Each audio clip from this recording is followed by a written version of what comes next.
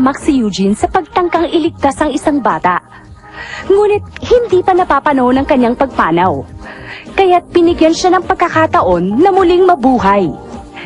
Kailangan niyang alagaan ang itlog ng espiritu ng halimaw. Sa pamamagitan nito, muli siyang makakabalik sa kanyang katawan upang makapiling muli ang kanyang mga mahal sa buhay. Ang pangako ni Alfred. Buhay nga ang itlog na to, Charlene! Pero hindi pa ayos ang lahat. Sa palagay mo kaya, Charlene, nagsisimula na siyang lumaki dahil sa ginawa kong kabutihan? Ha? Ewan ko. Pero hindi ko pa rin alam kung paano ko gagawin ang mga sinabi sa akin. Ano kayang gagawin ko? Basta ang alam ko, ang pagsunod-sunod mo kay Jenny ay hindi makakatulong sa iyo. Tama na, Charlene! Hindi naman yan ang balak ko eh. Masama lang kasi ang kutob ko eh. Ikaw naman, kung magsalita ka parang si Alfred, laging may duda! Ang mabuti pa, ibigay mo na sa amin ang pera mo para hindi ka na masaktan. Pati na rin yung iba mong gamit, ibigay mo na, ha? Tawa na po kayo! Umanda ka! Sige na, bigay mo na ang gamit mo. Sandali lang!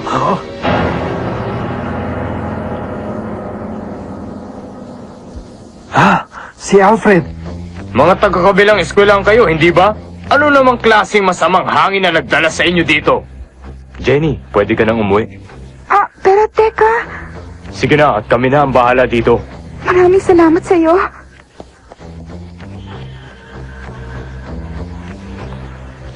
Ngayon, hindi ko mapapalampas sa mga ginawa niyo sa kaeskwela ko. Sige! Ako naman ngayon ang harapin niyo!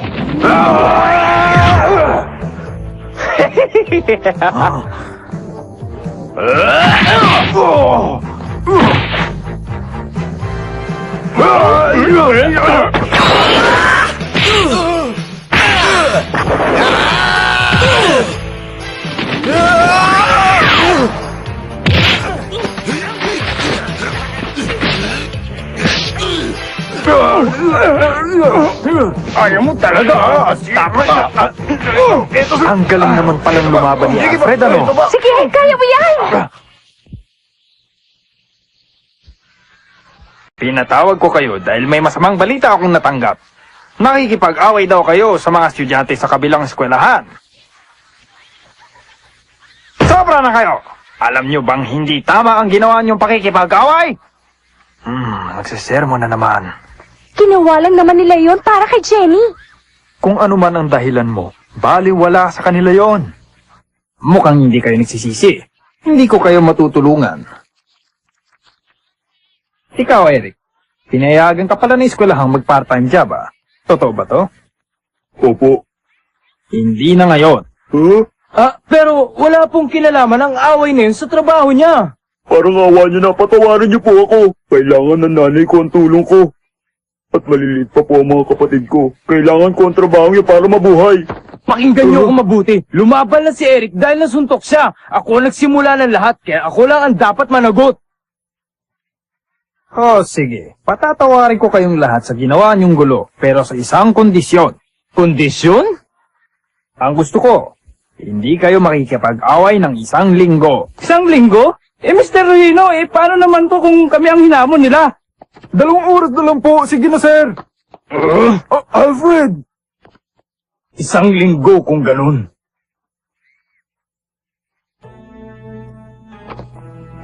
Kaya mo ba yun, Alfred? Para naman sa'yo yan eh. Kung ganon, may usapan na tayo.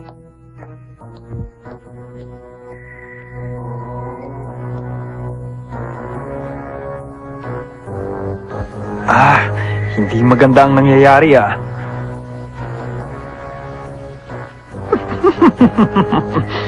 Pinahamak ni Alfred ang sarili niya sa isang kasunduang sigurado kung hindi niya kayang tuparin. Katulad rin siya ni Eugene, mahilig makipag-away sa pagkakataong ito. Mapapatalsik na natin siya sa eskwelahang ito.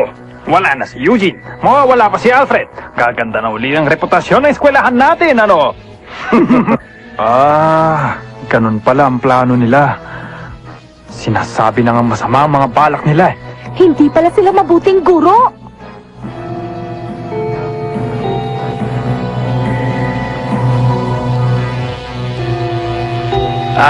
Ginagalit nila ako. Nakikiusap ako. Sundin na natin ang kanilang kasunduan. May sakit ang nanay ko ngayon. Dahil dito, sa akin sila lahat umaasa ngayon. Nahihirapan rin pala siya sa buhay nila. Huwag ka mag-alala, Eric. Titigil muna ako sa bahay ng 1 linggo. Pangako sa iyan. Salamat, Alfred. Ang mabuti pa, umuwi na tayo na maaga ngayon para makaiwas tayo sa gulo. O paano mga barkada? Una na ako sa inyo ngayon. Paninindigan talaga ni Alfred yun. Kaya niyan talagang gawin yun?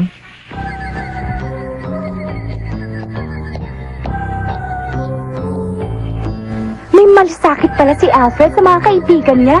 Sinasabi lang niya yun. Maghintay ka. Maya-maya lang sigurado makikipag-away na rin yan. Ha? Huh?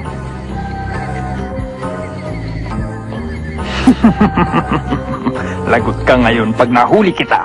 Si Sir. Talagang gusto niyang mapatalsik na si Alfred.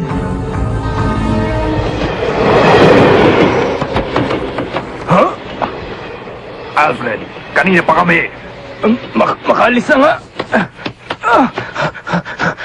Si Alfred, tumatakas!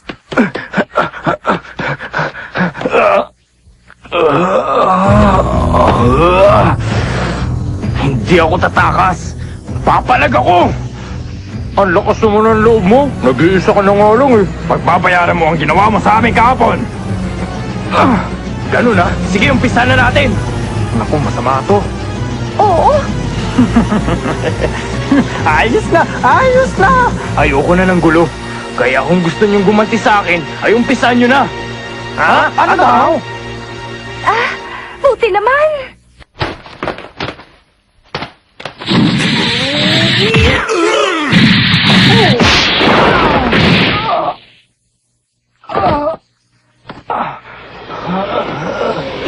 Sige, lumabang ka naman, Alfred, para patas tayo.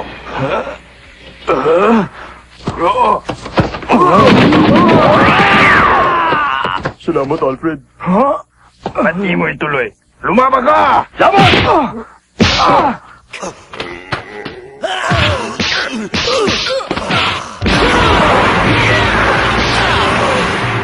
Kawawa naman siya. Oo nga. Si Alfred. Pakiusap, ako na lang ang gantihan niyo. Huwag niyo nang idadamay pa ang mga kasama ko. Tumahimik ka, Alfred. Getting you's more fun anyhow. Inaasahan to. Kailangan mag-isip ako ng ibang paraan.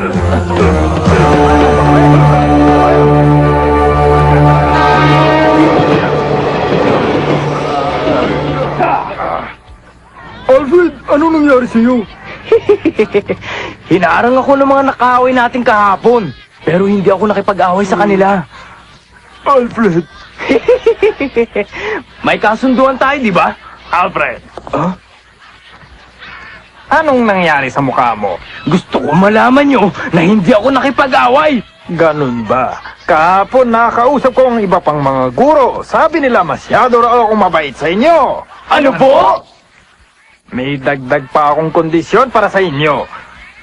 Kailangan makapasa kayo sa physical science test na ibibigay ko 3 araw mula ngayon. Ha?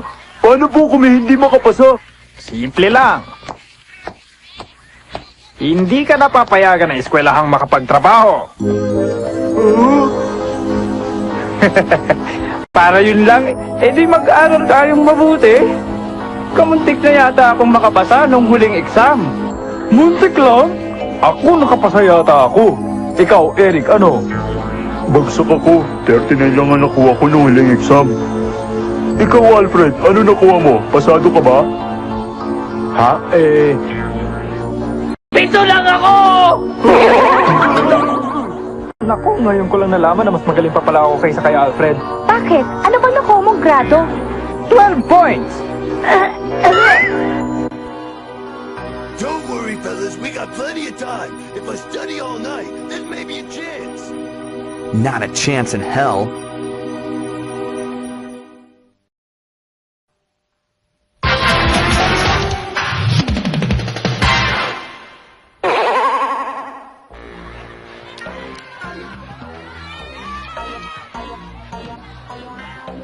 There are two types of volcanoes. Cone shapes and how do you say that word?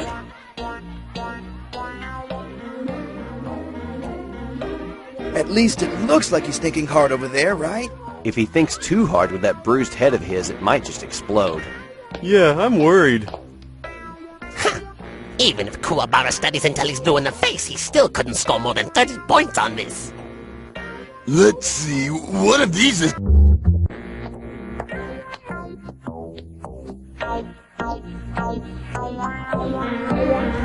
Si Alfred, mahirap paniwala ang nag-aaral na talaga siya. Ha? Mukhang mahirap yung pinag-aaralan mo, Alfred, ah. Mabuti nakita ka namin. Hindi pa namin nakakalimutan ang atraso mo! Sige. Pero hindi na ako makikipaglaban sa inyo. Gumati na lang kayo hanggat gusto nyo. Mabuti kung ganon. Tayo na! Doon tayo.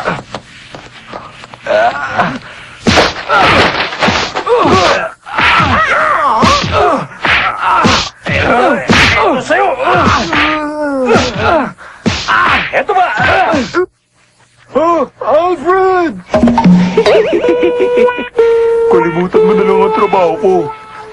Sinong gumawa niya sa'yo? Balikan natin! Huwag na. Ayos lang ako. Baliwala to. Kung ikukumpara natin to sa ginawa sa akin ni Eugene. Alfred, Mabuti pa. Mag-aral na tayo para sa exam. Nasa na nga ba ako? May isang salita pala itong si Alfred. alam mo, siya ang pinakamatapang sa lahat ng mga nakalaban ko.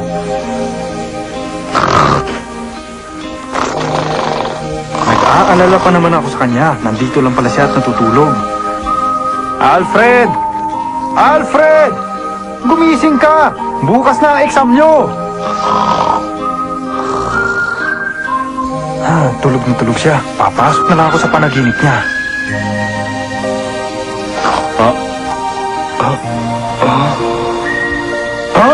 Eugene! Sa wakas, makakaganti na rin ako sa'yo. Teka lang! Mag-aaral ka muna para sa test ni bukas. Oo nga pala, no. Mas importante nga pala yun. Bakit pula ang ating dugo? Aba, madali lang yan. Dahil sa mga red blood cells. Ano ang pigments? Di hemoglobin. Bakit tumitigas ang dugo? Dahil mayroong platelets. Magaling. Ayos na.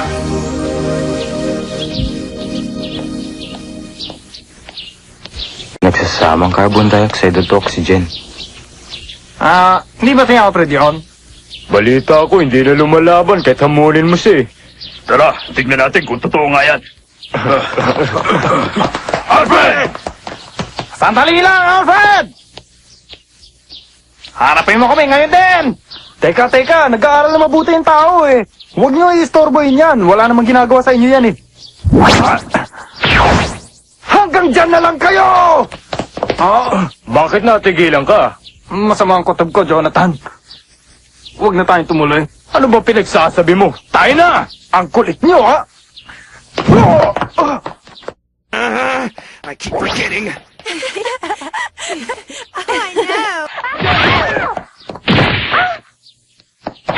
Tumigil kayo! Christine! Hinimatay siya. Sabi ni Shirley, huwag akong sasanib sa katawan ng tao. Pero sa pagkakataong ito,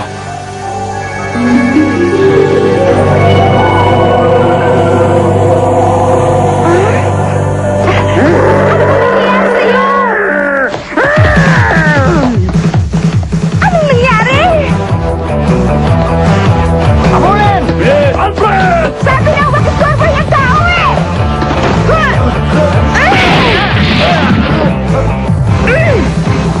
Tumigil lang kayo! At bakit? Sino ka ba? Ako lang kalabarin kung gusto nyo! Hindi ko gusto pag-uugali nyo! Itong sa'yo!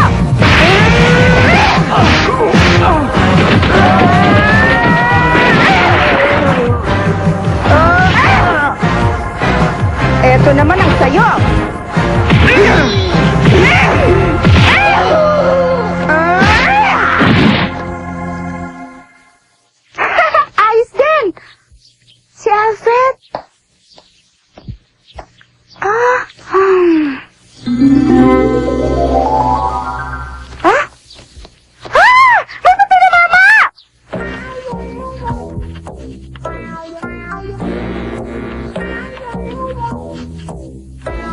Ha? Ano nga ba yun? Pinag-aralan ko to kagabi. Ano na nga ba yun?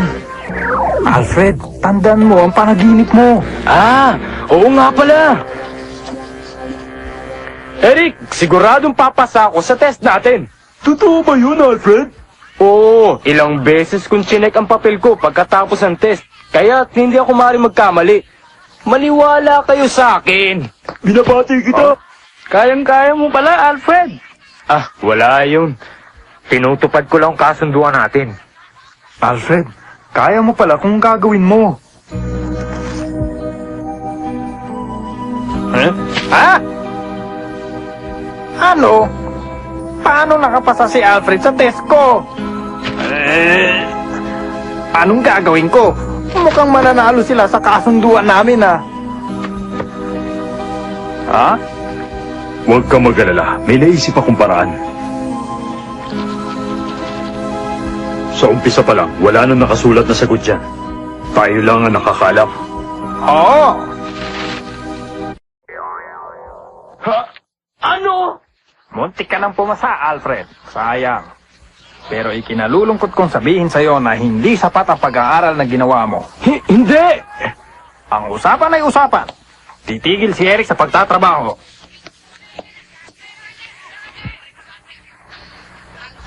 Hindi totoo to. Alam kong pasado ko. Ha? Nakapagtataka. May sagot ako sa huling tanong pero binura niya. Sabi ko na nga ba? Sir, sandali!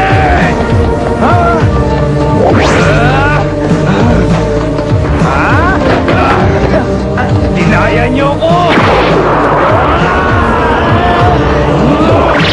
Wag, Alfred! Wag! Alfred, ginawa mo lahat para kay Eric. Isa kang tunay na kaibigan. Huwag mong sayangin ito dahil lang sa kanya. Alfred!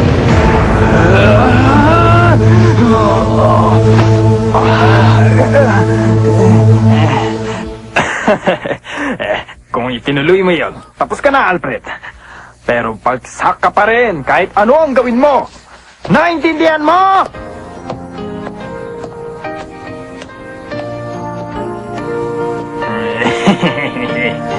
Nasakman ka ba? Ha? Nakita niyo ba yon, sir? Talagang wala nang galang si Alfred, di ba? Oo. Pero sa ginawa mong pagbura sa papel ni Alfred ay higit na kawalan ng galang para sa kanya. Ha? Paano ninyo nalaman? Ikaw ang dapat parusahan at hindi si Alfred. Ang mabuti pa'y ayusin mo na ang gulong ginawa mo dito. Kung hindi, ikaw ang masisipa at hindi si Alfred. Oh!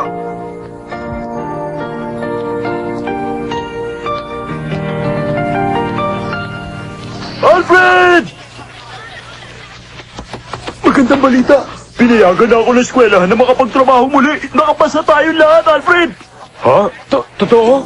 Alfred, napakabuti mo. Ginawa mo yun para sa akin. Pinasaya mo ako. Wala yun, Eric. Gumawa ako ng paraan para pigilan siya. Nakakagulat dahil narinig niya ako. Hindi niya narinig ang mga sinabi mo. Ha? Pero, Hindi niya narinig ang boses mo. Pero naramdaman niya ang gusto mong sabihin dahil nagtugma ang inyong nararamdaman at nakarating ito sa kanya. kay Alfred, imposible yata yung sinasabi mo, Charlene. Huwag ka nang mahiya, no? Charlene, nagkikita ata tayo ni Alfred, ha? Hindi, pero nararamdaman niya tayo dahil naniniwala siya sa mga kaluluwang tulad natin. Salamat.